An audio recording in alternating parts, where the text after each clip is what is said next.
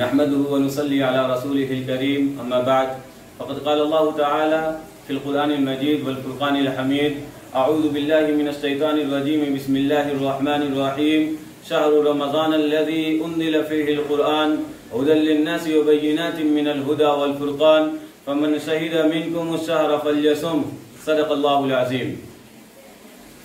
معزز ناظرین، میں نے ابھی آپ کے سامنے قرآن مجید کی ایک آیت تلاوت کی جس کا سادہ سا ترجمہ یہ ہے کہ اللہ تعالیٰ اس آیت میں فرماتے ہیں کہ اس مہینے میں، یہ جو رمضان المبارک کا مبارک مہینہ ہم نے آپ کو دیا ہے، اس مہینے میں ہم نے قرآن کو اتارا ہے اور جو لوگوں کے لیے ہدایت ہے اس قرآن میں، اور آسمانی جتنی بھی کتابیں ہیں وہ اسی مہینے میں نازل کی گئی ہیں۔ توریت جو حضرت موسیٰ علیہ السلام کو ملی اسی مہینے میں ملی، انجیل جو حضرت عیسیٰ علیہ السلام کو ملی اسی مہینے میں ملی، زبور جو داؤد علیہ السلام کو ملی اسی مہینے میں ملی، اور ابراہیم علیہ السلام کے صحیفے جو نازل ہوئے، جو ابراہیم علیہ السلام کو ملے، وہ اسی مہینے میں ملے، اور یہ آخری کتاب جو سچی کتاب ہے، حق والی کتاب ہے، یہ بھی اسی مہینے میں نازل ہوئی۔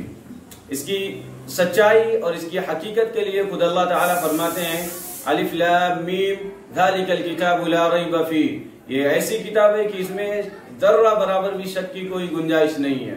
اور پھر اس وقت جو لوگ قرآن میں طرح طرح کی باتیں کرتے تھے کہ قرآن نبی صلی اللہ علیہ وسلم اپنے سے بنا کے لا رہے ہیں، یہ اللہ کا کلام نہیں ہے، اللہ کی کتاب نہیں ہے، بلکہ نبی نے لکھا ہے، جبکہ نبی صلی اللہ علیہ وسلم کسی مدرسے میں نہیں گئے تھے، کسی مکتب میں نہیں گئے تھے، اور کسی ادارے میں نہیں گئے تھے جہاں آپ صلی اللہ علیہ وسلم نے تعلیم حاصل کیا ہو۔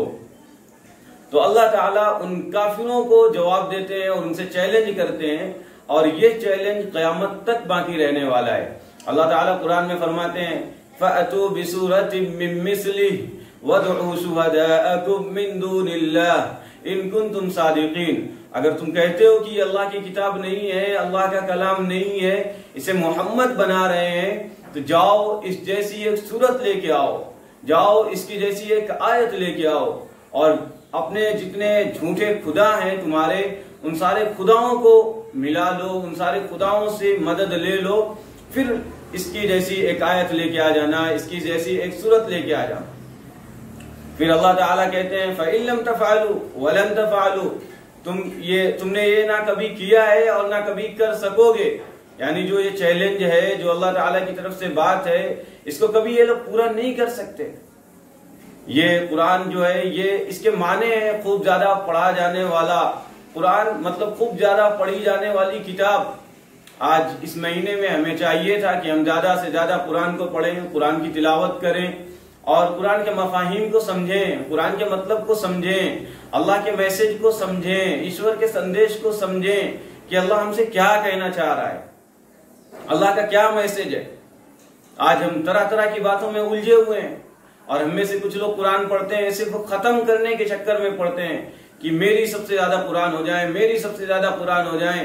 اللہ کے بندو، زیادہ سے زیادہ قرآن پڑھو، اس کا بھی ثواب ملے گا، لیکن اس کے ساتھ میں آپ اس کے مفہوم کو، اس کے ٹرانسلیشن کو، اس کے ترجمے کو، اس کے ایکسپلینیشن کو سمجھو کہ اللہ تم سے کیا کہنا چاہ رہا ہے، اللہ کا کیا میسج ہے تمہارے لیے، اللہ کن چیزوں سے منع کر رہا ہے، کن چیزوں سے روک رہا ہے، کن چیزوں کا حکم دے رہا ہے، کن چیزوں کے کرنے کا حکم دے رہا ہے۔ جب ہم قرآن کو سمجھیں گے، قرآن کو سمجھ کر پڑھیں گے، تبھی یہ چیزیں واضح ہوں گی۔ اور اسی سلسلے میں آپ صلی اللہ علیہ وسلم کے بعد جب حضرت عمر رضی اللہ عنہ نے دیکھا یہ جو تراویح میں مکمل طریقے سے قرآن پڑھا جاتا ہے، اور ایک حافظ پوری کی پوری قرآن پڑھتے ہیں، اور پیچھے جو مقتدی حضرات ہوتے ہیں وہ پوری کی پوری قرآن سنتے ہیں، یہ بھی اللہ کے نبی صلی اللہ علیہ وسلم کے وقت میں ہوا۔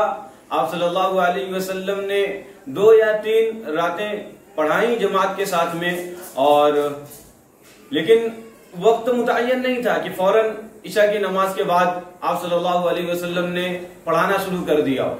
ہاں، اس وقت آپ صلی اللہ علیہ وسلم نے 8 رکعتیں پڑھائی ہیں۔ آج بہت سارے میسیجز آ رہے ہیں، کیا 8 رکعت ہیں یا 20 رکعت ہے؟ اللہ کے نبی صلی اللہ علیہ وسلم نے 8 رکعت پڑھی، 3 دن پڑھی، 3 دن سے زیادہ نہیں پڑھی۔ اس کے بعد حضرت ابو بکر صدیق رضی اللہ عنہ کے دور میں لوگ گروپ با گروپ جماعت ٹولیوں میں نمازیں پڑھتے تھے، تراویح پڑھتے تھے. کوئی 5 لوگ مل کے پڑھ رہے ہیں، کہیں 10 لوگ مل کے پڑھ رہے ہیں.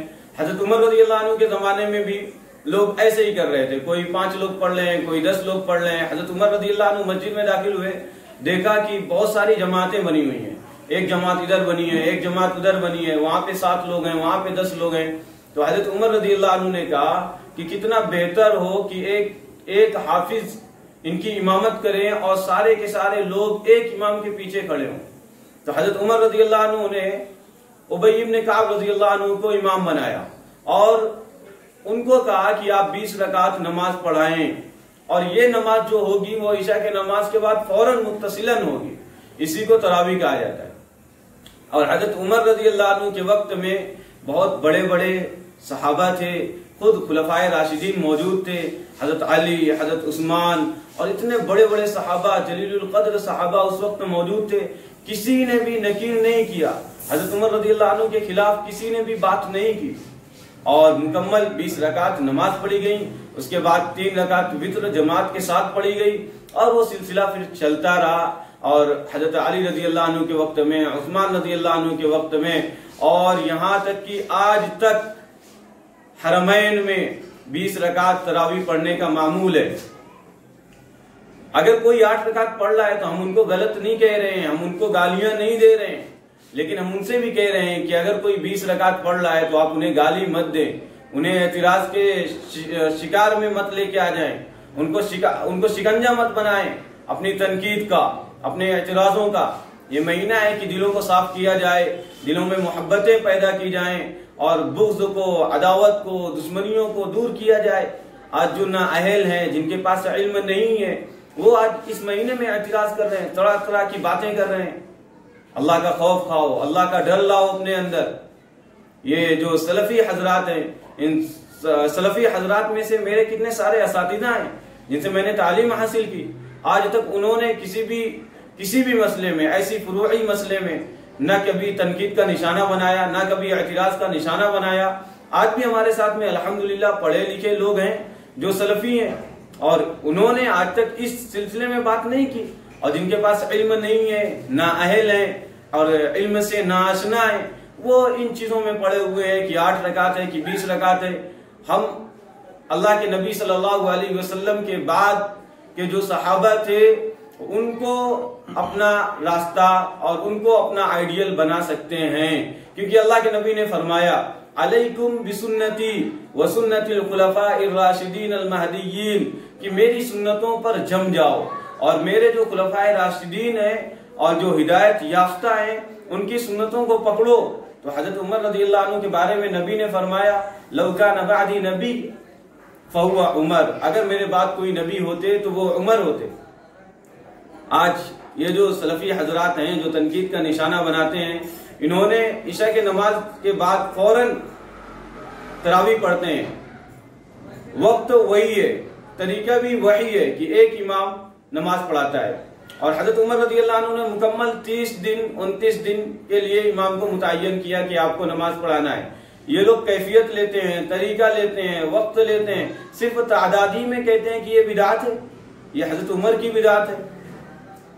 حضرت عمر رضی اللہ عنہ کے وقت کے جو صحابہ تھے، کیا ان سے بھی زیادہ یہ حدیثوں کو سمجھنے لگے؟ اور پھر جتنے امام ہوئے، 4 امام ہیں، امام ابو حنیفہ، امام مالک، احمد بن حنبل، امام شافعی، انہوں نے بھی 20 رکعتیں پڑھی. اور خود امام ابن تیمیہ رحمۃ اللہ علیہ فرماتے ہیں کہ اگر کوئی شخص یہ کہتا ہے کہ تراویح کی رکعتوں کو آپ صلی اللہ علیہ وسلم نے متعین کر دیا تھا، ان سے نہ کمی کی جا سکتی ہے اور نہ زیادہ کیا جا سکتا ہے، تو وہ غلطی کر رہا ہے. یہ امام ابن تیمیہ رحمۃ اللہ علیہ فرما رہے ہیں. تو ہمیں چاہیے کہ ہم ان اختلاف سے دور ہو جائیں، اور جو اللہ کے نبی صلی اللہ علیہ وسلم کے صحابہ نے کہا ہم ان چیزوں کو مانیں. اگر کوئی 8 رکعت پڑھ رہا ہے تو ہم ان کو غلط نہ کہیں، ان کی مرضی، ان کو پڑھنا ہے تو 8 رکعت پڑھیں. اگر کوئی 20 رکعت پڑھ رہا ہے تو ہم ان کو نشانہ مت بنائیں. اللہ کے لیے ایک ہو جاؤ. وَاعْتَصِمُوا بِحَبْلِ اللَّهِ جَمِيعًا وَلَا تَفَرَّقُوا. اللہ قرآن میں فرماتے ہیں کہ اللہ کی رسی کو مضبوطی سے تھام لو، بکھرو مت، انتشار مت کرو. ہم ٹولیوں میں بٹے جا رہے ہیں. یہ سلفی ہیں، یہ دیوبندی ہیں، یہ بریلی ہیں، ہمیں کیا ہو گیا ہے؟ ہمیں تو حکم ہوا ہے قرآن کی طرف سے کہ ہم مسلمان ہیں، ہم ایمان والے ہیں، ہم اللہ کی رسی کو مضبوطی سے تھامنے کا ہمیں حکم دیا جا رہا ہے۔